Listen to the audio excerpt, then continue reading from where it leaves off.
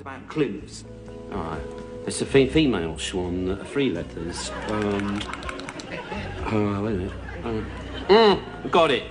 It's a bick. Christmas is about spending time with the family. That is true.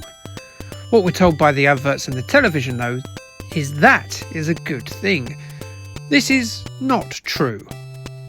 I mean, they'll want to talk to you. They'll have diametrically opposed views on a variety of things. Their sense of humour will be rubbish, and due to the nature of the season and its gluttony, they will pass wind and it will stink like you've uncovered a shallow grave.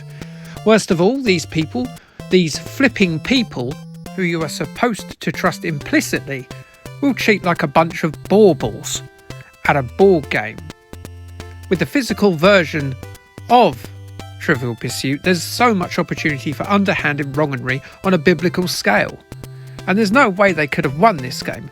I am smarter than them. I know it. They must have cheated. Your best bet, my good friend, is to let your console or computer adjudicate and keep those paper crown wearing twunts in order. And there's so many options for that.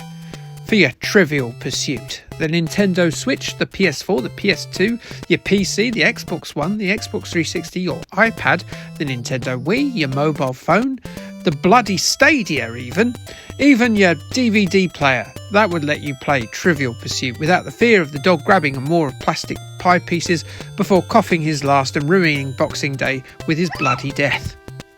There was even a version of Trivial Pursuit in the arcade in 1984, and then many since via pub quiz machines. Whatever happened to pub quiz machines, by the way? Granny will never abuse your trust again, thanks to technology. She may not like technology, but it is the keeper of peace at Christmas. For today, we're going to look at the first computer iteration of Trivial Pursuit available in the home that came out in 1986. Before we get there, let's sniff around the cardboard carcass of its cheat-allowing forebear and see how we got here. Maybe it's the decorative font or the classy-looking box, but Trivial Pursuit feels like it's older than it actually is. Believe it or not, it first touched shop shelves in 1981, invented by a pair of newspaper employees in Montreal, those being Chris Hanley and Scott Abbott. The rights were originally owned by board game company Selchow and Writer, before being acquired by a bigger fish, Parker Brothers, in 1988, and then absorbed by an even bigger fish, Hasbro, in 2008. There's always a bigger fish. As well as being regularly updated with fresh questions and categories, the game has been produced in 17 different languages, has had versions made specifically for children. It's had travel versions based on popular franchises. There was even TV shows. The UK version being hosted by Rory McGrath and then Tony Slattery in the 1990s. Trivial Pursuit is a juggernaut, so it is. A juggernaut for smartasses. The classic version of the game featured 6 categories: entertainment in pink, sport in orange, history in yellow, science in green, geography in blue, and arts and literature in brown. Though this was changed to purple later on because, I don't know, brown is the colour of faecal matter. The idea is that you need to capture all of the corresponding coloured pieces and then head back to the starting point before anyone else. Think of it as an elitist, brainiac, lazy supermarket sweep end game.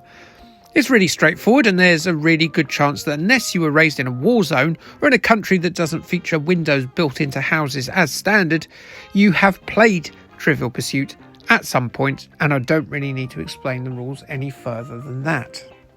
The first computerised iteration of the game came to us courtesy of Domark in 1986 on the Spectrum, the MSX and the Thomson TO. I've never used the words Thomson TO before on the channel, so welcome to this lonely party Thomson TO. The structural skeleton of this version would go on to have releases in 1987 on the Amstrad CPC, the Commodore 64 and the MS-DOS, in 1988 on the Atari ST, the BBC Micro and Amiga, in 1991 on the CD-TV of all things, in 1992 on the Sega Master System, before bowing out finally with its final version on this iteration on the Amiga CD32 in 1994, 8 years after its debut.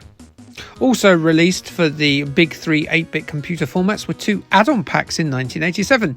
One was the Baby Boomers pack, full of questions about post-war life and the 60s and 70s nostalgia, which at this point was only 10 or 20 years ago.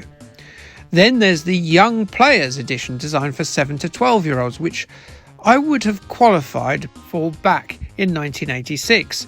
I'm old, but this title proves that I once wasn't. See, it says Young Players. Young.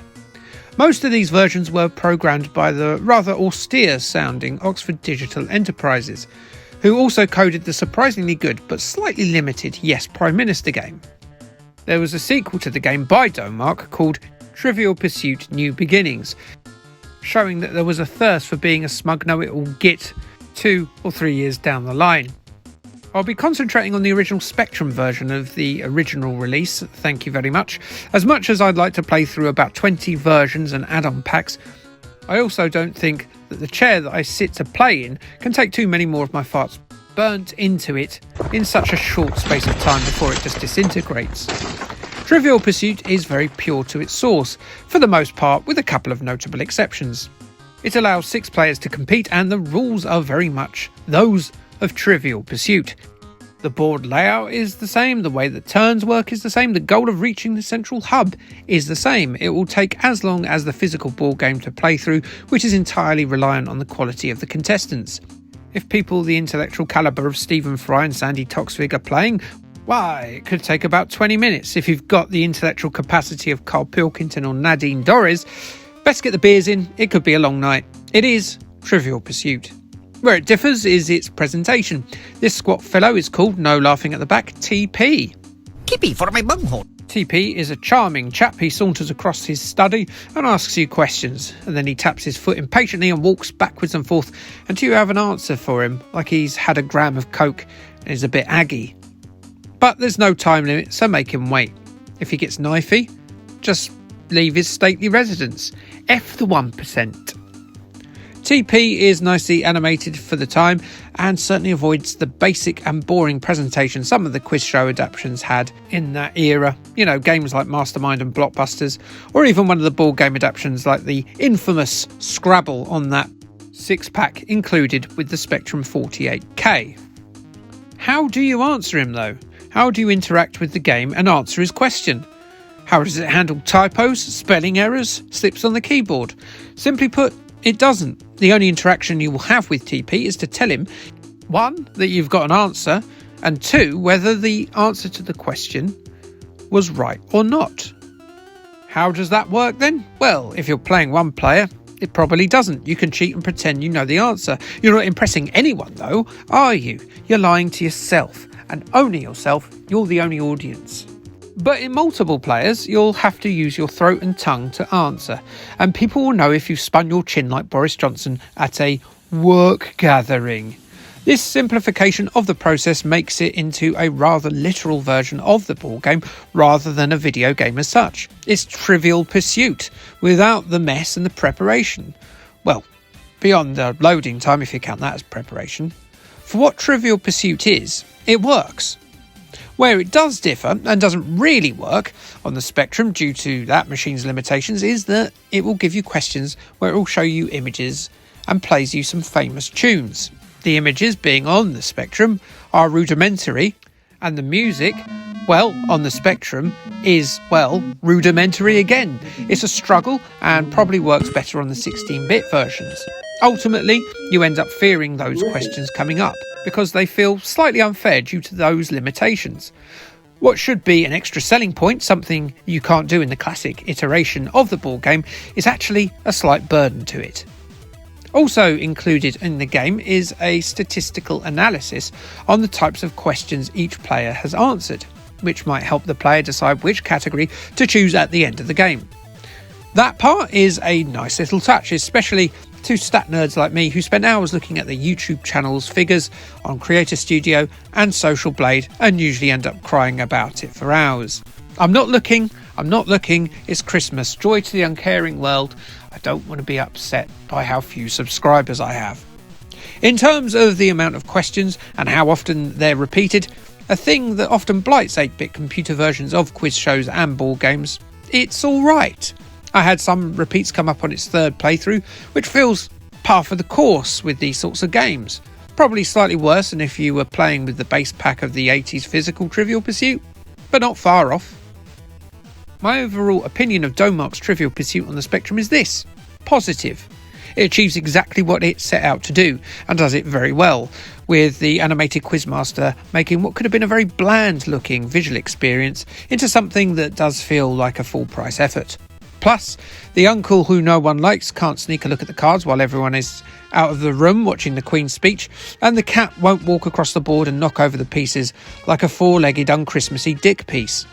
Peace at Christmas is finally achievable with the help of the Spectrum version of Trivial Pursuit. Until Grandad starts saying racist jokes or someone puts ketchup on the turkey upsetting the chef. It's a computer program, not Archbishop Desmond Tutu. There was unanimous respect across the board from the Spectrum magazines. Your Sinclair gave it an 8 out of 10 in their November 1986 issue.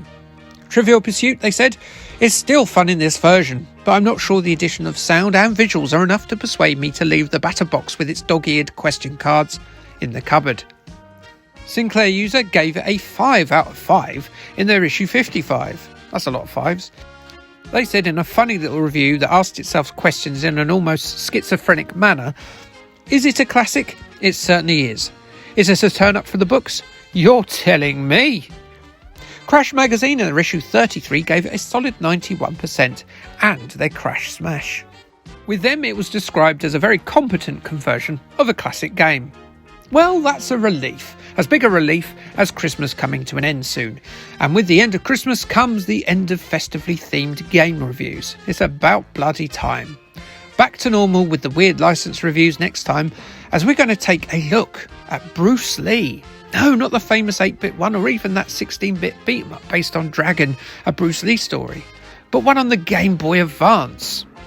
Until then, Merry Christmas, like, subscribe, and thanks, bye.